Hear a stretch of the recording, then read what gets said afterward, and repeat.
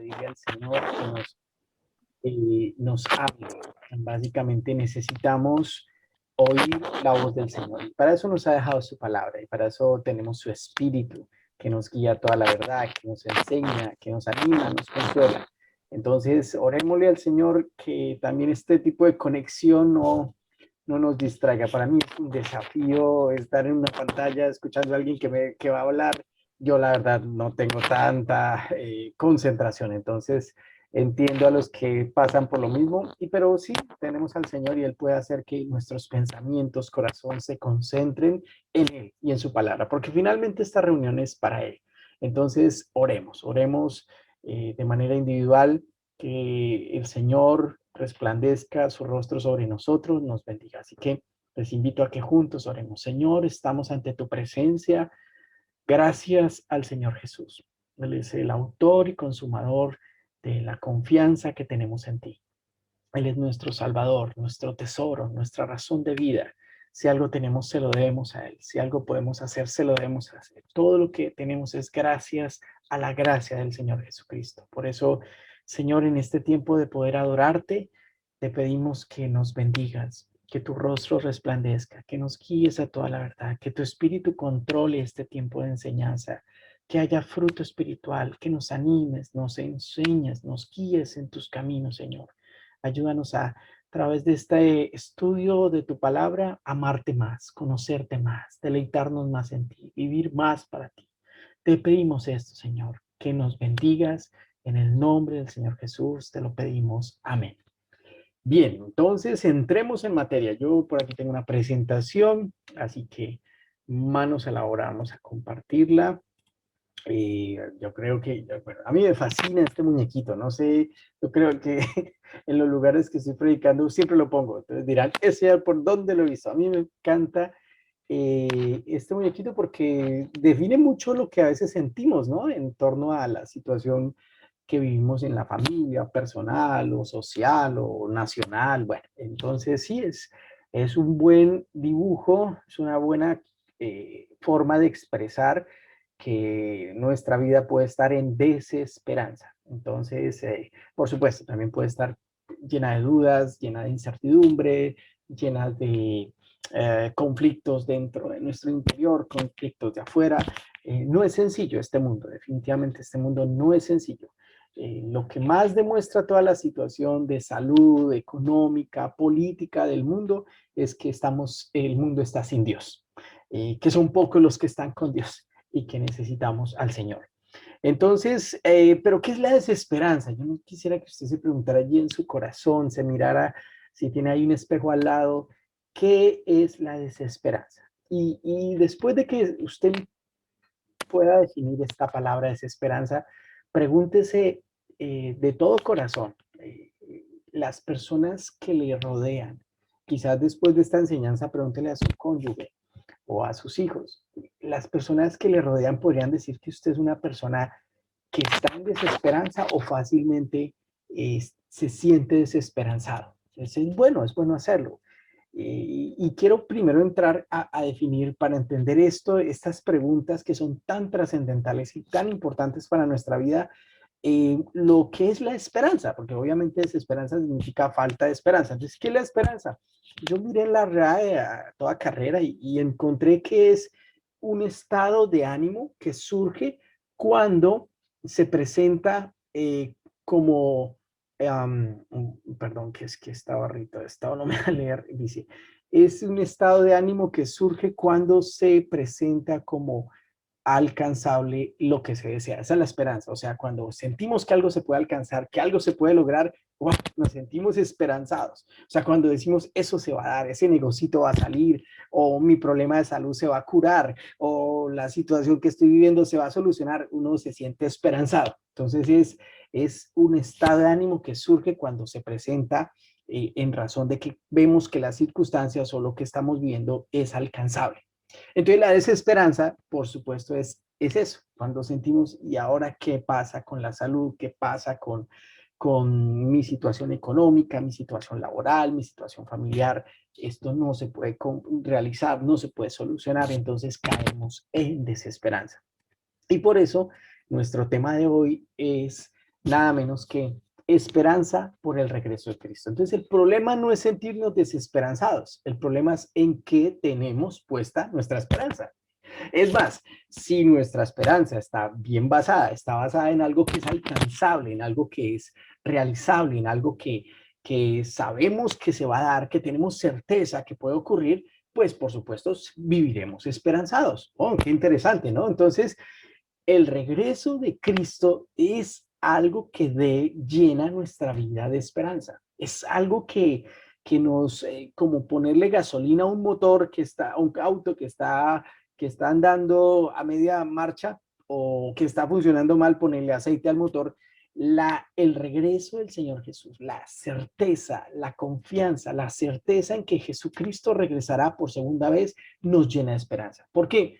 Por lo que vamos a estudiar hoy, porque es algo real, algo que se realizará, algo que estamos seguros que se cumplirá. Entonces, si tenemos la confianza, la certeza de que Cristo va a regresar, eso nos va a llenar de mucha esperanza, porque básicamente nuestro bosquejo tendremos 3 puntos y unas conclusiones, y nuestro pasaje en el cual analizamos.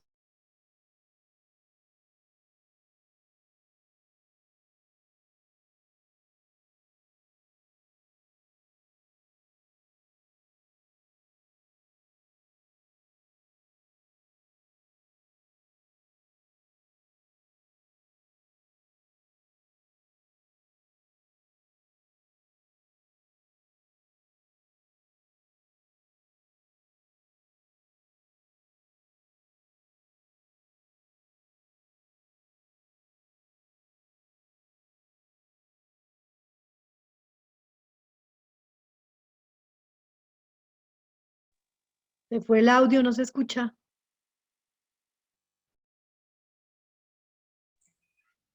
Bueno, creo que entonces, bueno, perdón por la salida. Aquí estoy. Ok, entonces no sé dónde quedé, voy a seguir y retrocediendo un poquito. Bueno, no esperaba esta salida. Bueno, de hecho, para conectarme tengo que usar un sistema que me conecta a un servidor en otro país y así poder, porque este sistema de Zoom, muchos de nuestras formas de comunicarnos, Facebook, no están habilitadas aquí. Entonces, bueno, parte del trabajo, ¿no? Bueno, entonces, sigamos con la presentación. Yo vi que me salía, así que no avancé mucho. Entonces, aquí estamos, hagámosle para que se vea la pantalla. Entonces, estamos hablando de que estudiaremos la esperanza por el regreso de Cristo y tendremos 3 puntos en nuestro bosquejo. El fundamento del regreso de Cristo, el alcance del regreso de Cristo, la responsabilidad ante el regreso de Cristo y unas conclusiones. Entonces, nuestro pasaje es 1 Tesalonicenses, capítulo 4, versículos del 13 hasta el capítulo 5, el versículo 5.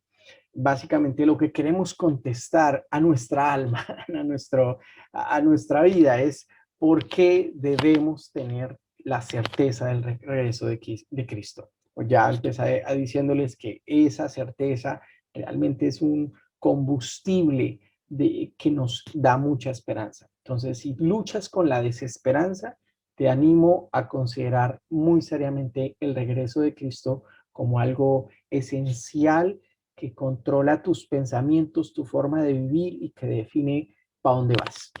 Y segundo, también queremos con esta enseñanza contestar una gran pregunta. ¿Qué ocurrirá en el regreso de Cristo? Algo tiene que ser maravilloso, espectacular, muy valioso, pues para que el regreso de Cristo me llene de esperanza. De lo contrario, pues nada, no valdría la pena. Y tercero, ¿cómo nos afecta el regreso de Cristo? Entonces, entremos en materia. Voy a hacer la lectura del pasaje, no me voy a demorar más en esto, simplemente quiero leerlo, pues porque me fascina, me pareció fascinante cuando lo hice. Entonces, aquí les animo a que juntos lo leamos. Dice Pablo, pero no queremos, hermanos, que ignoréis acerca de los que duermen, para que no os entristezcáis como lo hacen los demás que no tienen esperanza. Porque si creemos que Jesús murió y resucitó, así también Dios traerá con él a los que durmieron en Jesús.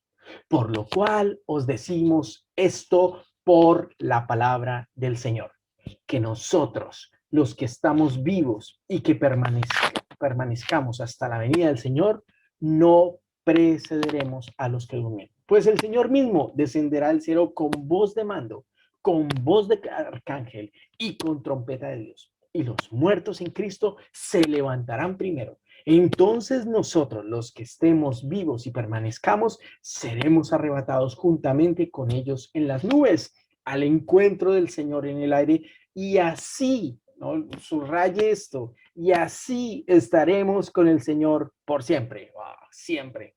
Por tanto, confortaos unos a otros con estas palabras. Ahora bien, hermanos, con respecto a los tiempos y a las épocas, no tenéis necesidad de que os escriba nada, pues vosotros mismos sabéis perfectamente que el día del Señor vendrá así como un ladrón en la noche. Cuando estén diciendo paz y seguridad, entonces la destrucción vendrá sobre ellos repentinamente, como dolores de parto a una mujer que está encinta, y no escaparán. Mas vosotros, hermanos, no estáis en tinieblas para que el día os sorprenda como ladrón. Porque todos vosotros sois hijos de luz e hijos de día. No somos de la noche ni de las tinieblas. Wow, precioso pasaje, ¿no? Aquí nos está hablando de cosas extraordinarias que ocurrirán muy pronto y que ocurrirán con el regreso del Señor Jesús. Algo que es muy importante es el contexto. Está en el versículo 13, pero dice Pablo, pero no queremos, hermanos, que ignores acerca de los que duermen. Esta iglesia estaba recién fundada, establecida, estaban creciendo los creyentes en amor, fe y esperanza. Y Pablo ya les había hablado del regreso, de las cosas que sucederán en el futuro, del regreso de Cristo, les había hablado. Y entonces ellos empezaron a surgir, bueno, los que se murieron, y cuando regrese Cristo, ¿qué va a pasar? ¿Se van a perder del regreso de Cristo? ¿Qué va a pasar con ellos? Si ya se murieron, ¿qué vamos a hacer? Entonces, Pablo escribe este pasaje no para armar un problema teológico, para dividir las iglesias, para que no se traten algunas iglesias con otras, sino trae este pasaje básicamente para animar, consolar al pueblo del Señor, a los seguidores de Cristo. Este tema es para que la gente, los que confiamos en el Señor Jesucristo, nos llenemos de esperanza, seamos un pueblo esperanzado en Él. Entonces, por eso utiliza, bueno, una palabra muy clave y que por supuesto se le ha cambiado el sentido en contextos cristianos, es el tema de dormir. Y por eso lo quiero aclarar. En el Nuevo Testamento, dormir se aplica solamente al cuerpo, nunca al alma. O sea, después de que dormir significa dejar de separarse el cuerpo del alma, es decir, que el cuerpo fallece. O sea, eso significa nuestra muerte física, no es una muerte espiritual, ni mucho menos es estar en un estado inconsciente. ¿Por qué? Porque pues, en el Nuevo Testamento, y con mucho trasfondo del Antiguo Testamento, se enseña claramente que después de la muerte el alma se encuentra en un estado consciente, sea la presencia de Dios porque fue salvada del pecado y sus consecuencias a través de Cristo, o separada de Dios y experimentando un tormento porque rechazó a Cristo, no creyó en Dios y sus promesas. Entonces, no creyó en Dios y su evangelio. Entonces, es así de sencillo. Y yo normalmente cuando comparto con alguien le digo estos temas, le digo, si cierras tus ojos después cuando mueres y los abres después de morir, ¿dónde crees que estarás? Y todos se quedan como así, ¿sigo existiendo? Sí, sigues existiendo. Y tendrás la conciencia de que estás en un lado, sea en la presencia de Dios con el Señor o separado de Él. En la presencia por única y exclusivamente gracias a Cristo y su sacrificio por nuestros pecados, y separado de Él por rechazarlo. Así de sencillo. Entonces, esto es muy bueno aclararlo en el contexto de nuestro pasaje, porque hay una falsa enseñanza de que se enseña que las almas de los muertos están en un estado de existencia inconsciente en la otra vida. Y eso es contrario a las escrituras. O sea, después de muerto, las escrituras, por ejemplo, el Señor Jesús en su transfiguración estuvo Moisés, estuvo Elías, estaban allí conscientes. El Señor Jesús también, Pablo decía, yo quiero partir y estar con el Señor. Daba un hecho de que si moría en ese momento iba a estar conscientemente con el Señor. Bueno, con ese contexto, entonces, entremos a nuestro primer punto, el fundamento del regreso de Cristo. ¿En qué se fundamenta el regreso de Cristo? ¿Será que es solo un tema teológico? ¿O será que es solo una perspectiva que tenemos los protestantes, los católicos? Bueno, los católicos lo tienen, pero quizás le dan otro sentido, pero ¿por qué, en qué se fundamenta el regreso de Cristo? Bueno, Pablo dice, porque si creemos que Jesús murió y resucitó. Luego en el versículo 15 dice, os decimos esto por la palabra del Señor. O sea, el regreso de Cristo se fundamenta en el hecho de que Jesús murió, de que Jesús resucitó y de que Jesús lo prometió. Así están las cosas. Es decir, Cristo regresará porque Él murió. ¿Y qué significa que Jesús haya muerto? Significa que Él es el Redentor, el libertador verdadero, el único que puede salvar al hombre del pecado y sus consecuencias, porque en su sacrificio sufrió nuestro castigo, nuestra condena. Él fue nuestro sustituto por el pecado, su maldición y todo lo que Él ha destruido en nuestras vidas. Jesucristo murió por nuestros pecados. Él es el verdadero Redentor, libertador. Y entonces cuando hablamos de su regreso, a veces pensamos en que murió Jesús y bueno, es algo personal, por lo cual, por su sacrificio, por su muerte, yo soy libre del pecado y sus consecuencias. Amén. Pero también esto tiene una connotación universal, o sea, el hecho de que Jesús, Él murió, significa que Él es el Redentor, el libertador verdadero, significa que cuando Él regrese, habrá una redención universal, o sea, habrá cielos nuevos y tierra nueva. La maldición, el pecado, todo será exterminado y se dará nuevamente el paso a un universo, a un nuevo mundo libre, liberado y redimido por el Señor Jesucristo. Jesús resucitó, es otro fundamento del regreso de Cristo. Y la resurrección de Cristo nos habla de victoria, victoria del Señor, victoria de Jesucristo sobre la muerte, sobre Satanás, sobre el pecado. Es decir, que como Jesús murió y resucitó, tenemos por cierto que Él regresará. ¡Wow! O sea que si hoy hasta los más escépticos reconocen que Jesús murió y resucitó, no se ha podido demostrar hasta el momento que Jesús no haya resucitado. Siempre que se investigan las evidencias de los evangelios, el testimonio y lo que hace confiar en Jesús y su evangelio a través de la historia de la humanidad, y totalmente se llega a la conclusión de que son hechos reales y que son hechos confiables. Entonces, si es real que Jesús murió y resucitó, es más bien, quitémosle ese sí, ya que es real que Jesús murió y resucitó, entonces Él va a volver. Y lo más importante, bueno, también es muy importante en este tema, es que Jesús prometió que Él volvería. Es una promesa. Pablo dice, les decimos lo siguiente de parte del Señor. O sea, Él no está aquí hablando del pensamiento paulino. Entonces es una forma en que Él ve a Dios. No, no, no, no, no. Es nada menos que revelación. Dios dio a conocer a Pablo algo muy importante y es que Él regresaría. Entonces, queridos hermanos, en este primer punto, el regreso de Cristo es un acontecimiento real, no es figurativo, no es alegórico, no es que aquí en China hay una secta muy famosa que dice que Jesús ya regresó y que anda por allá en las montañas del Himalaya, no sé qué haciendo, y bueno, y algunos dicen que ya volvió. No, Jesús vendrá, o que es algo espiritual, que simplemente que ya ahorita experimentamos que ya Jesús regresó y entonces liberamos a la humanidad de sus dolores y circunstancias lamentables en que vive, porque vemos el regreso de Jesús como algo simplemente no literal, no real, sino como algo alegórico. Nunca más. Jesucristo, el regreso de Jesucristo es un acontecimiento real. Ya está establecido, ya se encuentra definido, es algo que está cuadrado, usted no lo puede alterar, así como no podemos cambiar las leyes de Dios, no podemos cambiar la creación de Dios, como Dios ha hecho las cosas, así está establecido que Jesucristo regrese y también es algo que se cumplirá. O sea, Dios no miente. Esto es nada menos que un plan de Dios y Dios no es hombre para que mienta. Entonces, si Dios dijo que Jesucristo regresaría, regresaría. El mismo Señor que es nuestro Dios hecho hombre dijo, yo regreso. Entonces, el regreso de Cristo no se apoya en el fundamento de la especulación teológica, sino en el fundamento sólido de la muerte, resurrección y revelación del Señor Jesucristo. Así que aquí no es, ¿será que viene? No, viene. ¿Será que, así como en la época de Noé, duró 120 años haciendo una barca porque habría un cataclismo, el cual destruiría el mundo, así Jesucristo viene. Y hoy nuestra barca de salvación es nada menos que el mismo Señor, por el cual todo aquel que entre será salvo del juicio y las consecuencias del pecado.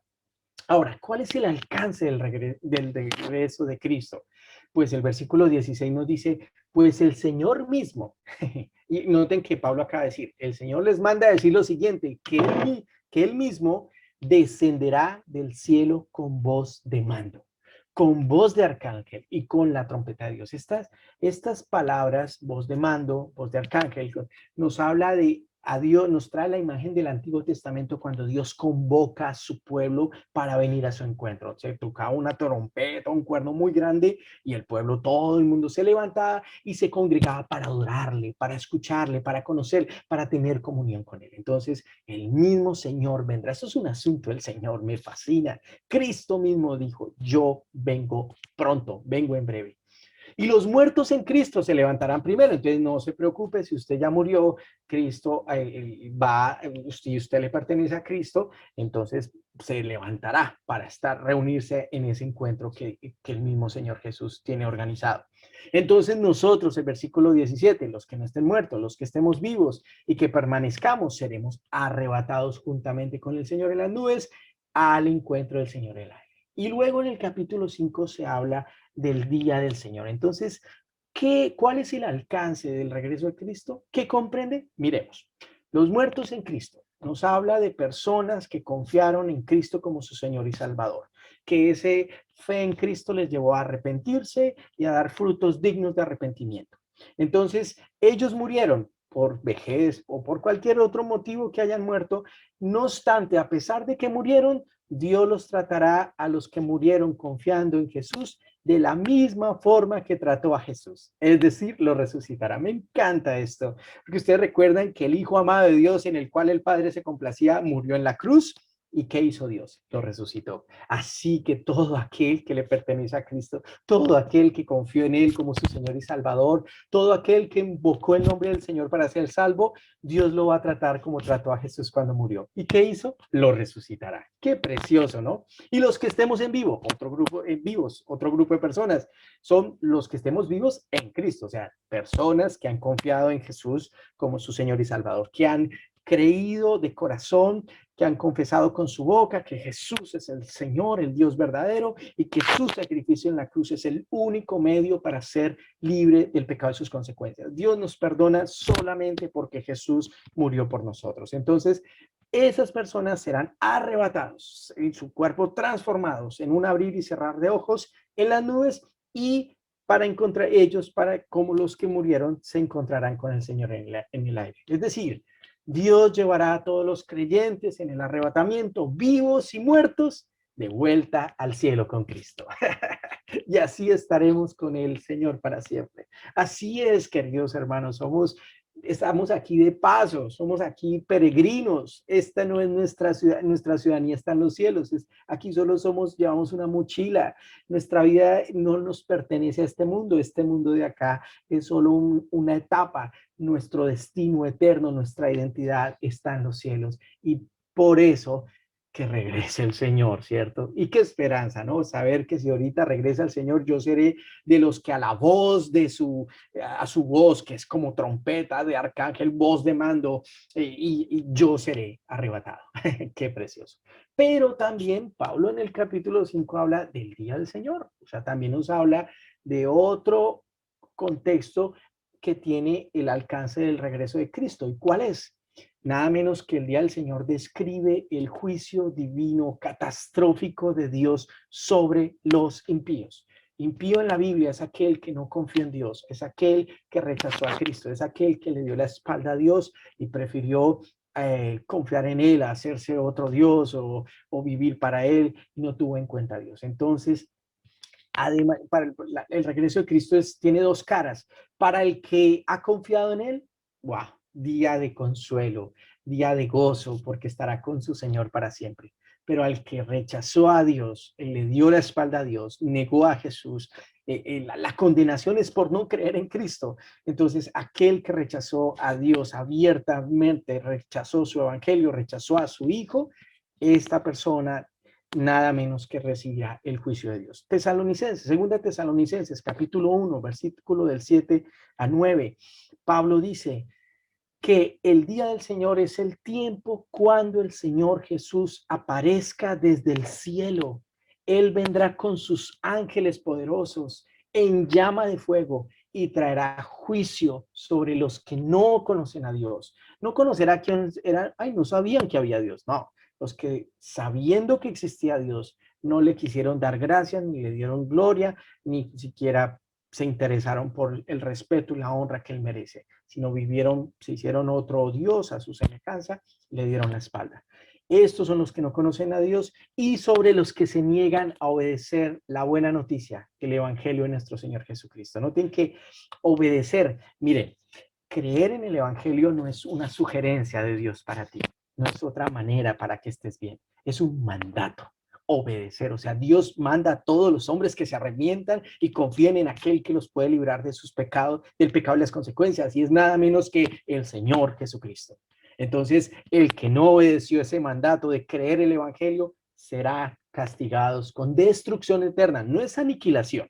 La destrucción, aniquilación es que ya muere y ya, como era polvo, volvió al polvo y ya, hasta ahí llegó la persona. No, destrucción eterna es la muerte segunda, separación para siempre del Señor y de su glorioso poder. Infierno, castigo, tinieblas de afuera, desesperación, todo porque ahí, porque se vive eternamente separado de Dios. ¡Wow! Por esto, en el versículo 13 Pablo dice, mire, aunque se murió, si esa persona está en Cristo, o sea, confió en Cristo como su Señor y Salvador, nosotros no nos tenemos que entristecer porque muramos, porque pues le pertenecemos al Señor y algún día nos llamará a su encuentro con Él y viviremos con Él con siempre. Y noten que Pablo dice, no os entristezcáis como lo hacen los demás que no tienen esperanza. ¡Wow! Así es. Toda persona sin Cristo se caracteriza por la falta de esperanza. No tiene esperanza. Es más, su conciencia, la misma creación y los que tienen al Señor le andan diciendo, Cristo viene, hoy es el día de salvación, arrepiéntete, confía en su evangelio. A mí me sorprende esto de los que no tienen esperanza porque por los últimos años pensamos en los que no tienen esperanza, los marginados, los pobres, los que han sido despreciados, los que han sido explotados, los que han sido víctimas de los poderosos, de los ricos. Y bueno, sí, pero en la Biblia los que no tienen esperanza son los que están sin Cristo. Y estamos hablando de la comunidad científica que ha rechazado a Cristo. Estamos hablando de los que tienen un alto nivel educativo, un alto nivel social. Estamos hablando de aquellos ricos que pretenden ser buenos, pero no están dispuestos a confiar en Cristo como su Señor y Salvador. Estamos hablando de los educados, de los que socialmente admiramos, de los que socialmente quisiéramos ser como ellos, de los que quisiéramos, vemos como ejemplo de vida, pero sin Cristo son los que no tienen esperanza. Qué duro, ¿no? Porque a veces pensamos que los que no tienen esperanza son los pobres y a ellos hay que llevarles el evangelio para libertarlos de la pobreza. Ay, no solo eso. Todas las personas necesitan, como lo vimos, obedecer la buena noticia de nuestro Señor Jesucristo. Ahora, ¿cuál es la responsabilidad ante el regreso de Cristo? Versículo 18 dice, por tanto, confortaos unos a otros con estas palabras. El capítulo 5, el versículo 2 dice, el día del Señor vendrá así como un ladrón en la noche. Que cuando estén diciendo paz y seguridad, ustedes dirán, no, pues ahorita no va a venir el Señor, porque como está la situación del mundo, ¿cuál paz y cuál seguridad?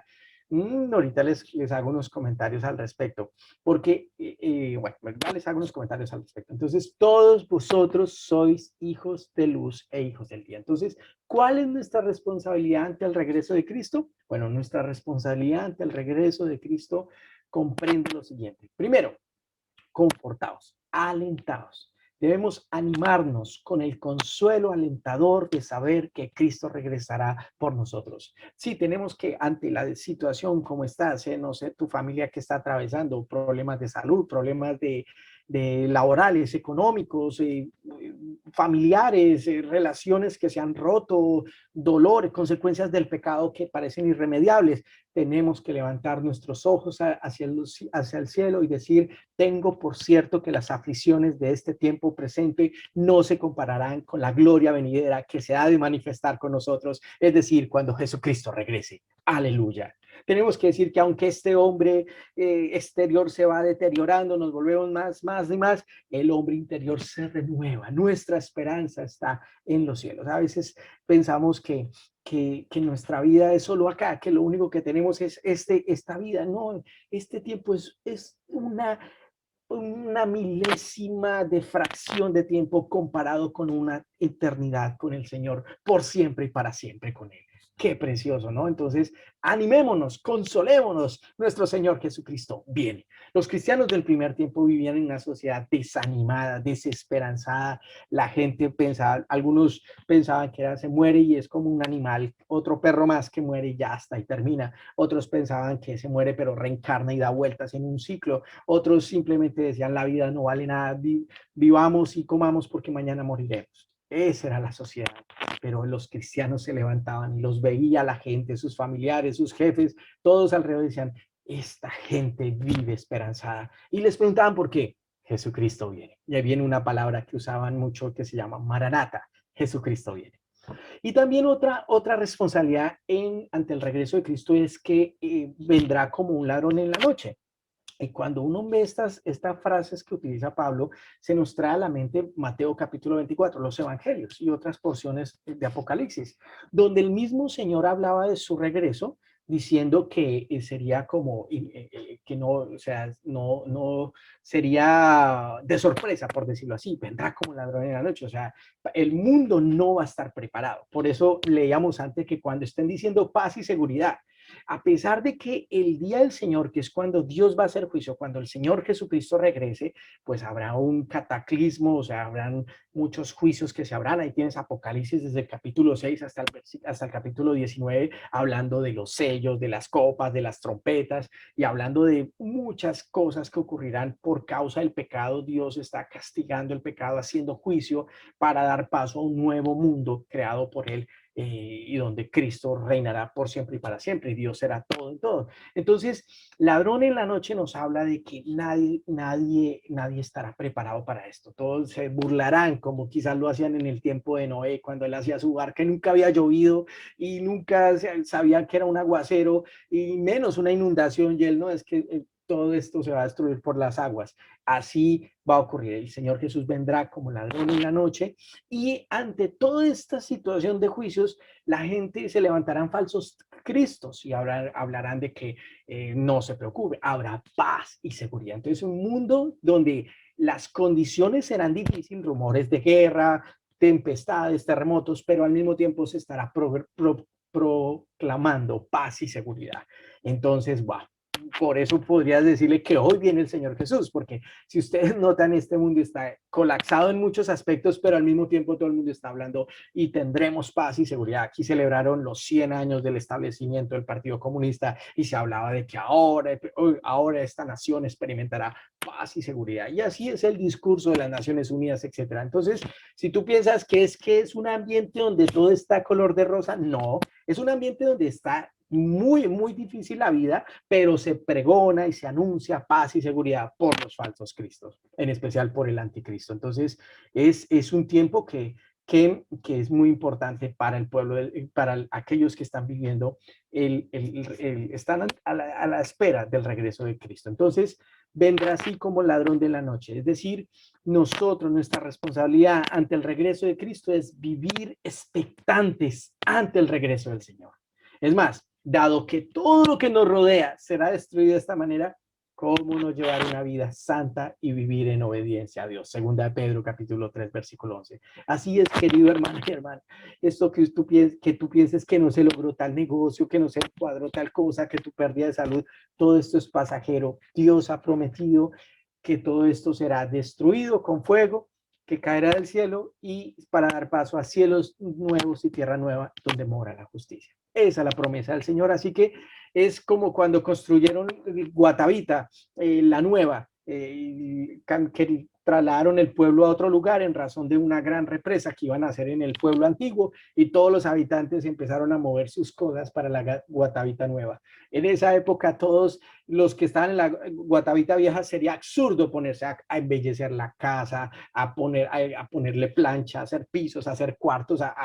Ahora sí voy a remodelar la casa, sería absurdo hacerlo en la Guatavita antigua. Todos lo hacían pensando en la nueva. Es más, buscaban qué se podían llevar de la Guatavita vieja, de sus casas en ese lugar, para llevarlo a la nueva. Así es la vida, así está la situación del mundo, de acuerdo a las promesas, en especial al regreso del Señor Jesucristo. Todo esto que tú ves no quedará piedra sobre piedra, terminará. ¿Por qué? Porque todo esto es por causa de un mundo caído, por causa de la maldición de la ley, por causa del dominio de Satanás, por causa de este mundo de maldad. Dios ha prometido libertarlo y darle un nuevo mundo a su creación para que lo disfruten aquellos que son de Cristo, del pueblo de Dios. Entonces, precioso, ¿no? ¿Qué otra responsabilidad tenemos ante el regreso de Cristo? Pablo dice, sois hijos de luz e hijos del día. Y esto se refiere a nuestra identidad y nuestro papel en el mundo. Sí, el mundo tiene mucha justificación de andar peleando por los sistemas políticos, por las pandemias, bueno, por todo el sistema de salud, el sistema económico, pero el pueblo de Cristo es un pueblo de luz, los hijos de día.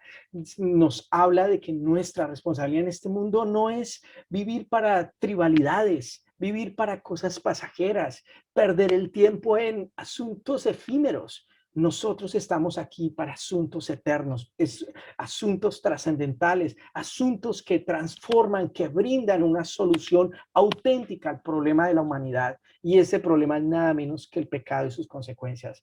A esto se refiere que somos hijos de luz. Nosotros somos la luz del mundo. Si alguien quiere conocer a Cristo, necesita tener un encuentro personal con nosotros y ver a Cristo. Existimos para mostrar la gloria de Cristo, la palabra de Cristo, los caminos de Cristo y anunciar el regreso de Cristo.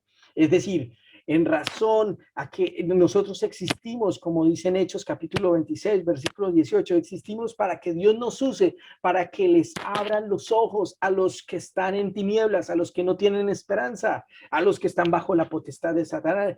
Nosotros existimos para que Dios nos use con el fin de que Él les abra los ojos a ellos, a los perdidos, a fin de que pasen de la oscuridad a la luz y del poder de Satanás a Dios. Entonces recibirán el perdón de sus pecados y se les dará un lugar entre el pueblo de Dios, el cual es apartado por la fe en mí.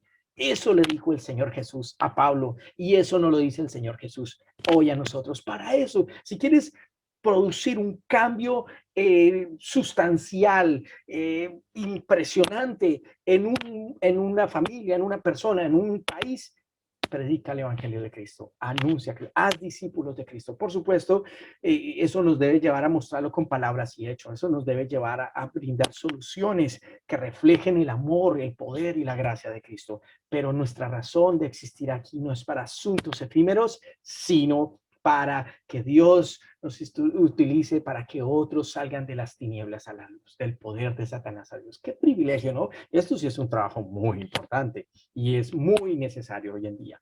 Conclusiones, hermanos y amigos.